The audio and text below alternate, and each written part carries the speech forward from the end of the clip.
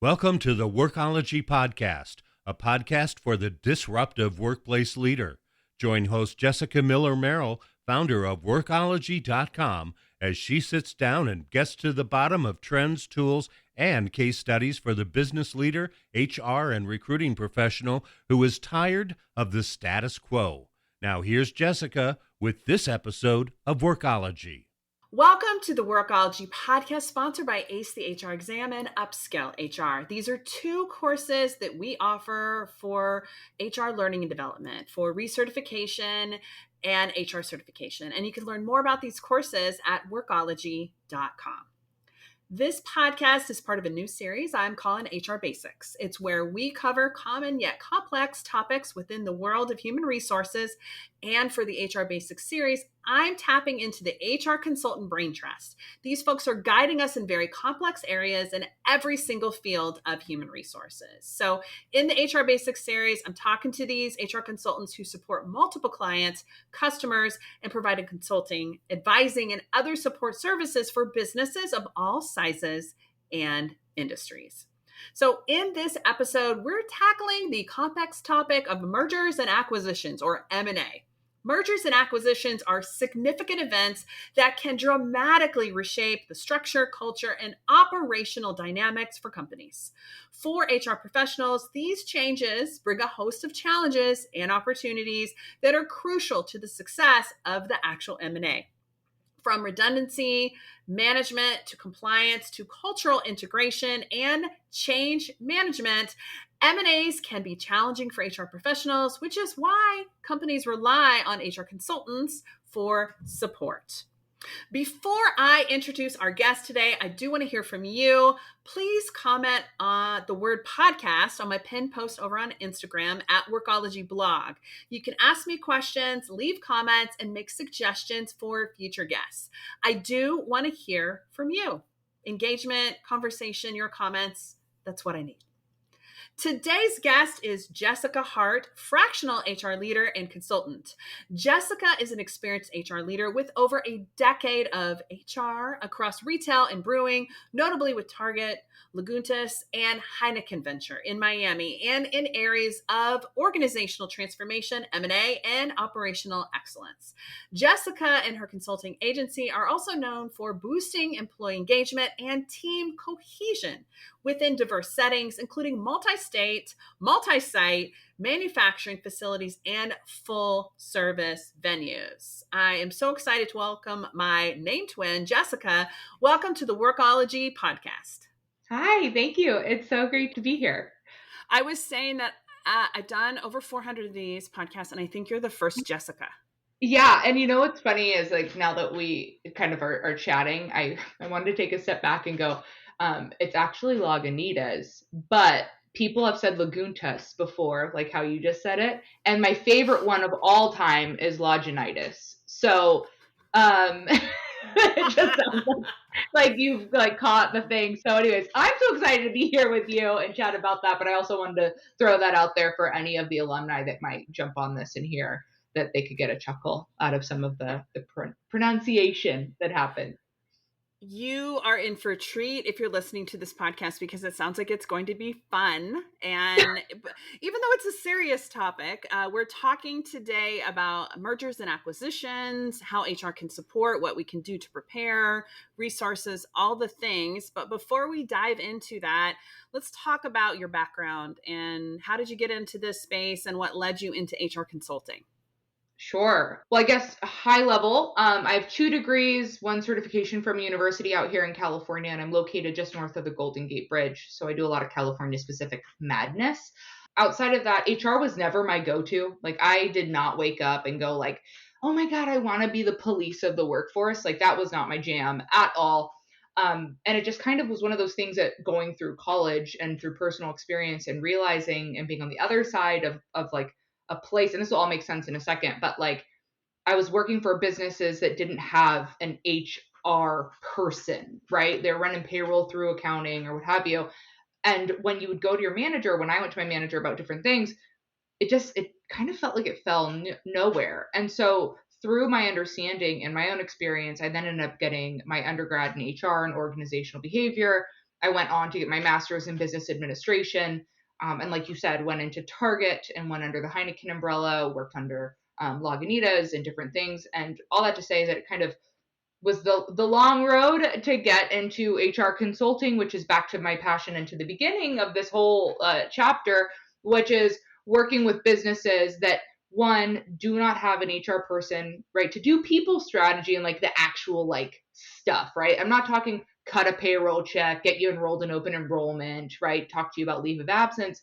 I'm talking more risk mitigation. And with my experience in the alcohol industry, I see it even more that we have all of these saturated things in an industry, liquids, right? Lots of beers, lots of wines, lots of distilleries. It's really fun, but no one's got HR. And so that was really the bizarre kind of aha moment that had me pivot into consulting. I love it. I'm always interested in how, as consultants, we ended up in the space and how we chose a niche in these different arenas. And in this series of interviews, we've had conversations with all different kinds of consultants, and everybody's experience is a little bit different. So I'm just kind of nerding out about all those things. I want to jump right in to maybe one of the most challenging things we have to do as HR professionals, and that is M&As, or mergers and acquisitions. So talk to us about your approach as a consultant in this area.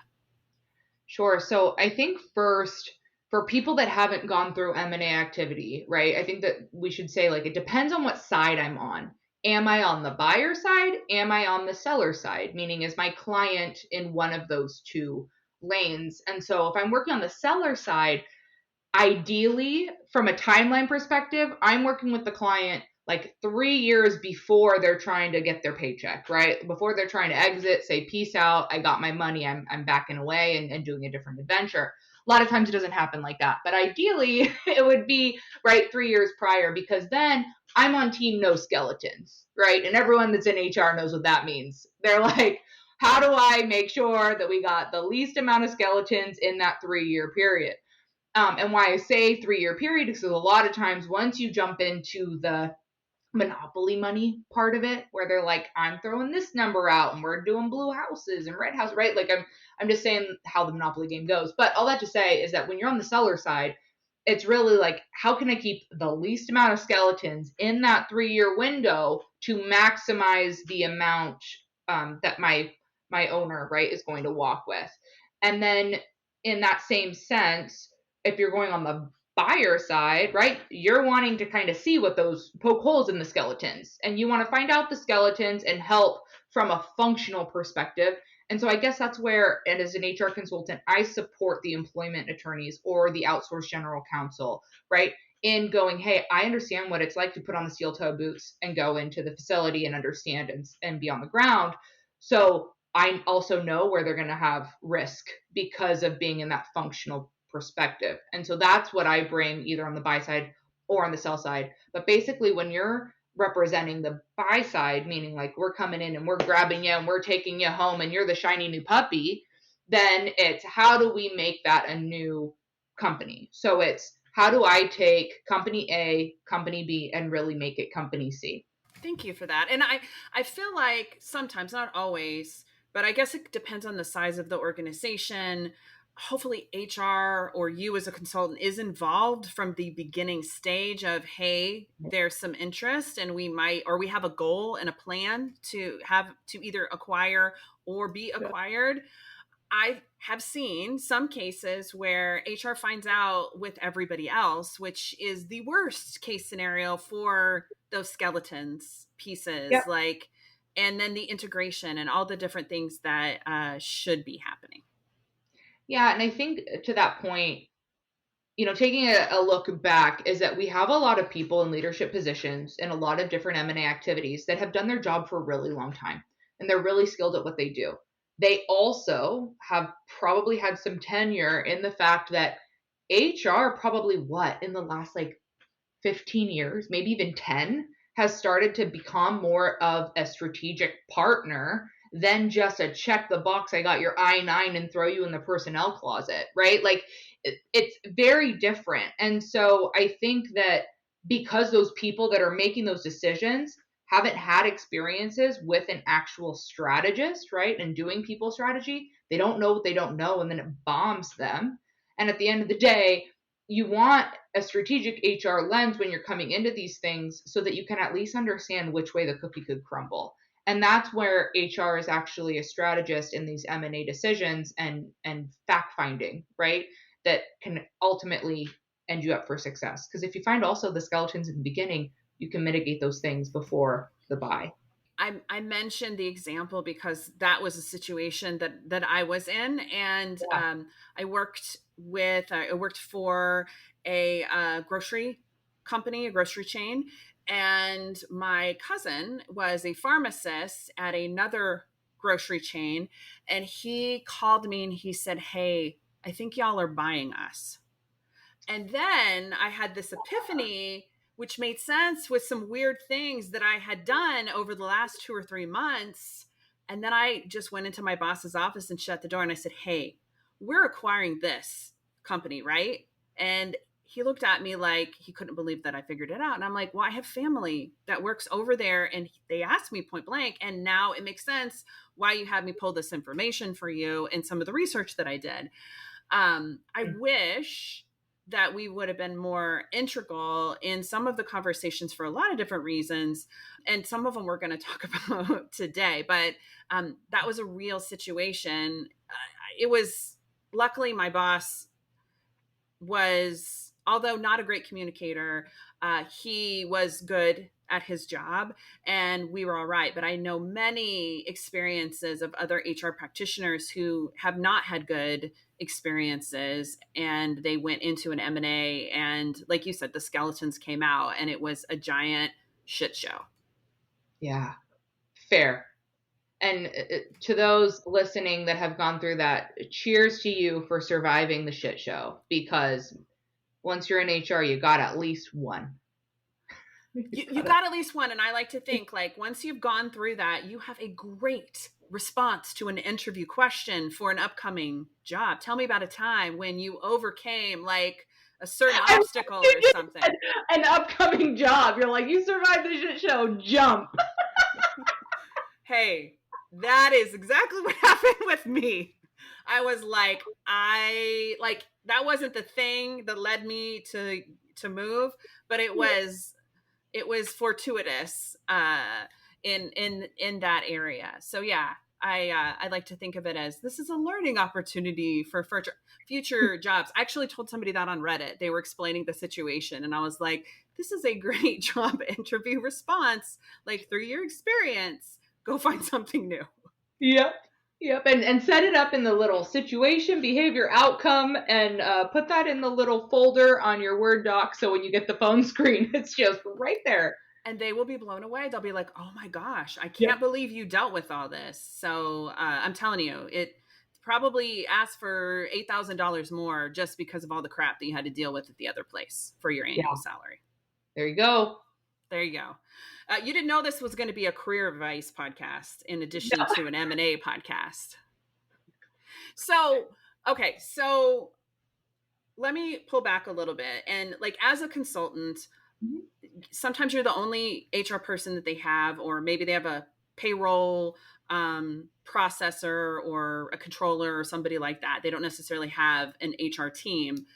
How do you work with your clients and these business leaders? Because I'm assuming that, well, in my own experience too, like owners, founders, they kind of have a certain way or personality about them. And sometimes it can be a little bit abrasive. So what's your approach coming into organizations that are getting ready or planning to go into an M&A situation and there might be colorful personalities? Well, I think one, it's going to be guaranteed. You will definitely have a colorful personality. There's going to be one, probably 9, maybe 12, right? Like there's going to be plenty. And I say it like that because going through one of my M&A activities in the past, someone gave me this really good advice. And they just said, it doesn't say Jessica's business out on the front, right? On the lawn, doesn't say that.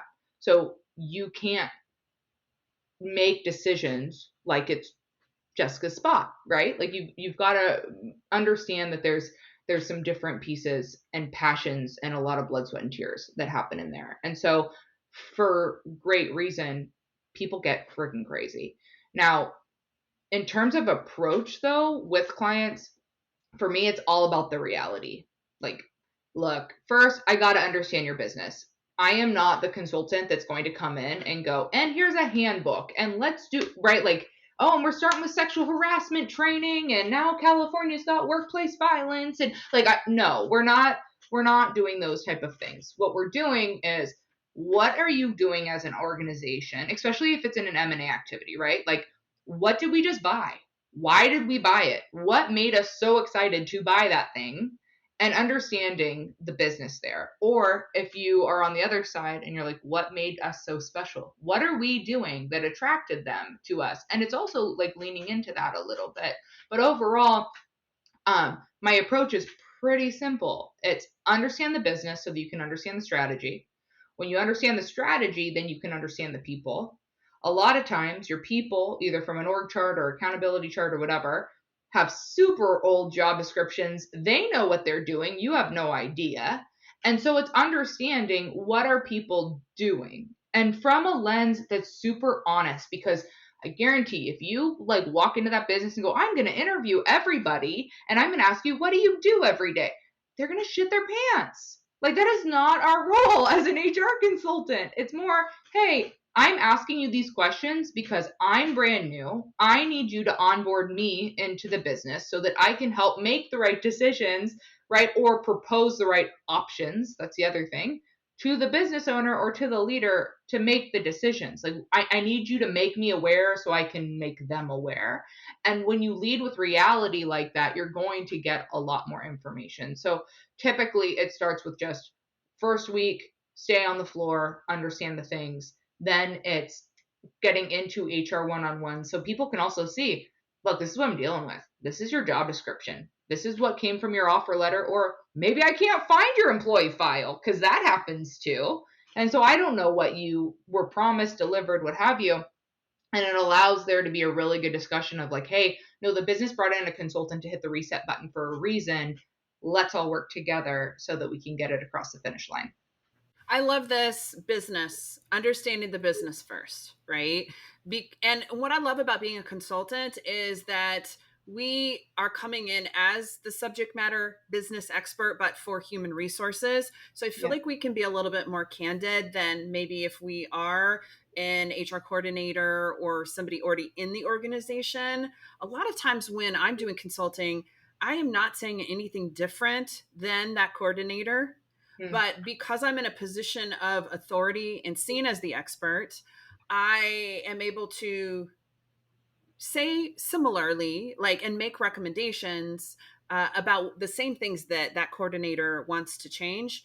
But we're coming at it from a business like standpoint. So we're looking at the overall business. It might be, yes, we need sexual harassment training, but it isn't just because it's required. We have to talk the language of the business, like how it benefits the organization. And there is a list of many things that we're going to be doing or recommending over the course of our time working with them. Yeah, and I like to call it just blatantly the red, yellow, green assessment. I'm coming in and we're auditing the things and we're understanding what's going on. And then when I'm done with my audit, I present red, yellow, green. Fun fact, no one's 100% green. I don't even care if you have an HR department in South. Like, everyone knows that no one's 100% buttoned up. The world changes way too fast. But what we do is we look at all those things, understand the business, right? Understand that, the strategy, and then where are our risks as getting that across, right? Like getting that across the finish line. That's where we start going after it. And then also, what are our red risks from just a freaking compliance standpoint that we're going to fix that one real quick, right? They bring you in as that expert to have the gut to see the red flags. I just had a flashback to Target with some report that was red, yellow, and green, right? Like, as an HR person in a store, I had that. And I was like, oh, but it was so easy to explain. Like, you were either red, yellow, or green. Like, there was like, this is how it was. And then, like you said, there's a plan to fix it, but you could prioritize versus the 100 things that are all important. Yeah. And I mean, whether it's in your personal and professional life, the list is always going to get bigger. So you might as well just take it in chunks. Let's take a reset. This is Jessica Miller-Merrell, and you are listening to the Workology Podcast powered by ACE the HR Examine Upskill HR. And I'm talking with Jessica Hart, fractional HR leader and consultant. Before we get back to it, head on over to my Instagram account at Workology Blog and comment podcast. You can ask me questions, leave comments, or make suggestions for future guests. Head on over to that pinned post of me looking like I'm on a podcast and just comment podcast. I do want to hear from you. Now, let's get back to the episode with Jessica. Well, let's turn back time a little bit and think of you're new to the M&A space. Mm-hmm. What would you do to educate yourself if there was one thing? What would that be? You know, the one thing that I wish I knew looking back on M&A activity is that I wish I realized that the identity crisis is real. Like there is a crazy, weird human thing that happens in any M&A activity where there's an identity crisis between the buyer side, the seller side, the employees, the even the ones that, like, if there is a reduction, the kind of like the survivor's guilt of being the ones that stay. Like there's this weird underlying just identity crisis that is, wait, I signed up to work for these guys. I didn't sign up to work for those ones. And so taking those employees through that process of like, well, now you work for us is like very intricate and important. And if I could look back and educate myself on how to identify like silent influencers within the organization, people with tenure, understanding that even if you're an individual contributor, that you could say something and 6 rows down the line, that person's going to jump, right? Like understanding that nuance in the post-merger, that would have been huge. Mergers and acquisitions are more than just financial transactions. They are profound organizational changes that impact every aspect of a company's workforce. For HR professionals, successfully navigating the complexities of M&A is essential to achieving a seamless integration, maintaining that employee morale, and realizing the strategic goals of the merger or acquisition. Effective HR management can make the difference between a successful M&A, that integration, or one that is fraught with challenges. We need to ensure that the newly formed organization thrives in the competitive marketplace. Thank you to Jessica for tuning in. Having some insights into the very worst case scenarios can help us gain experience. And that's why I appreciate for Jessica to hopping up on the podcast today and talking to us all about her expertise. I do believe it's our responsibility as HR experts to share what we know in places and spaces like this one. HR consulting is so much more than training and handholding. It's educating, communicating, structured learning systems, advising, counseling, all the things. And I have learned so much myself from HR consultants in my own career, which is why I appreciate Jessica sharing her expertise and experience with us here today. Now, this podcast is only part of the equation. You can head on over to Upskill HR to listen to the entire hour-long conversation that I had with Jessica and receive 1 HRCI and SHRM recertification credit or PDCs. Just head over to upskillhr.com. This podcast, the extended version, is available there, and it's part of our Upskill HR membership where you can get access to over 100 hours of resources to help you in your personal and professional development, all eligible for HRCI and SHRM recertification credits. That's upskillhr.com. Awesome, huh? Before we finish today, comment podcast over on my Instagram post, the one with me with the headphones looking like I'm on a podcast. It's at Workology Blog is my Instagram. Ask me questions there, leave comments, and make suggestions for future guests. I do want to hear from you. Thank you also for joining the Workology Podcast. It's sponsored by Upskill HR and ACE the HR Exam. Again, the full hour-long podcast interview with Jessica on M&As is available exclusively for Upskill HR members. Again, we have over 100 hours of personal and professional development, webcasts, videos, and podcast interviews like this one. And they're all pre-approved for HRCI and SHRM recertification credits, including, yes, we have HRCI ethics courses and podcasts there. Head on over to upskillhr.com to sign up. This podcast is for the disruptive workplace leader who's tired of the status quo. My name's Jessica Miller-Merrell. Thank you for joining me. And until next time, visit Workology.com to listen to all our previous podcast episodes.